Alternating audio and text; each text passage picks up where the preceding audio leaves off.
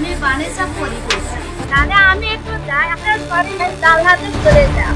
আমার আসতে এটা পরি নিজেই বলছে, আমি বানেসা পরি, আমাকে যেতে দাও। সাংবাদিককে দেখে পরি জিজ্ঞাসা করছে, আপনার কি সমস্যা?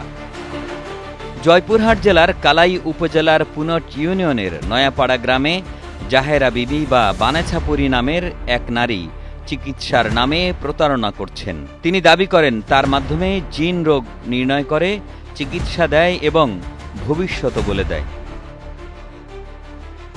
জিনের মাধ্যমে চিকিৎসা দেওয়ার নামে লাখ লাখ টাকা হাতিয়ে নিচ্ছে প্রতারক চক্রটি। ধর্মীয় আবরণে নিজেদের জিন ও পীর ইত্যাদি পরিচয় দাবি করে রীতিমতো গড়ে তুলেছে লাখ লাখ টাকার রমরমা ব্যবসা। বানেছাপুরীর বাবা আবুল হোসেন এবং বোনের স্বামী জাহিদুল ইসলাম মিলে গড়ে তুলেছেন জিন চিকিৎসালয়। এখানে রোগী দেখা হয় সপ্তাহে 4 দিন।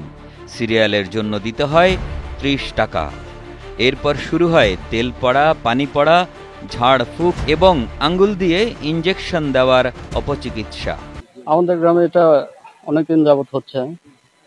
এটা আসলে একটা কুসংস্কার, এটা প্রতারণা। এটার মাধ্যমে গরিব মানুষ অনেক প্রতারণার শিকার হচ্ছে। আমরা চাই এটার একটা সমাধান হোক, কারণ কুসংস্কারের মাধ্যমে অনেক মানুষের ক্ষতি হচ্ছে। আমরা এটা সমাধান চাই। বাড়ির আঙিনায় রোগীর ভিড়।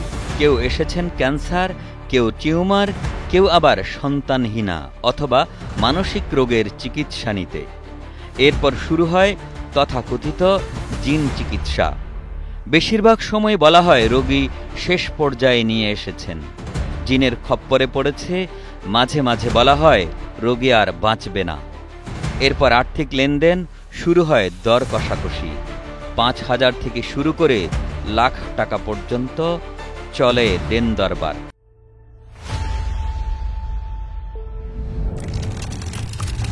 এখানে প্রায় 18 বছর থেকে এই প্রতারণা হচ্ছে। প্রত্যেকটা রোগী থেকে তারা 30 টাকা করে নেয়।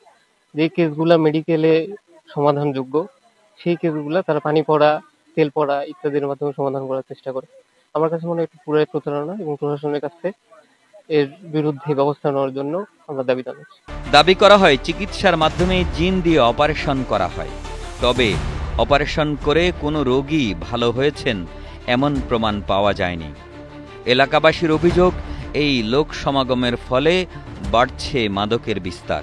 আমি আসছিলাম এখানে এই অসুখের জন্য। এটা কি হয় সেটার জন্য আসছিলাম। এটা টিউমার না কি হয়, এটা আবের নাগান তো আমরা বাবরা শক্ত শক্ত থাকে, সেজন্য আসছিলাম। যাচ্ছি যে গ্রামের লোকে যারা যাচ্ছি, এখানে বুঝ দিলে আমাদের গ্রামে একটা ক্ষতি হচ্ছে, লোকজন আনাগোনা করতেছে এবং এতে মাদক দ্রব্য বাড়ার সম্ভাবনা বেশি। এ বিষয়ে কালাই উপজেলা স্বাস্থ্য কমপ্লেক্সের মেডিকেল অফিসার মাহফুজ আলম জানান, এই ধরনের কর্মকাণ্ড স্বাস্থ্যের জন্য হুমকি। জিন দ্বারা ঝাড়ফুঁকের মাধ্যমে চিকিৎসা দেওয়া হচ্ছে, এটা সম্পূর্ণ ভিত্তিহীন, প্রতারণামূলক এবং এটা কোনোভাবে বিজ্ঞানসম্মত নয়।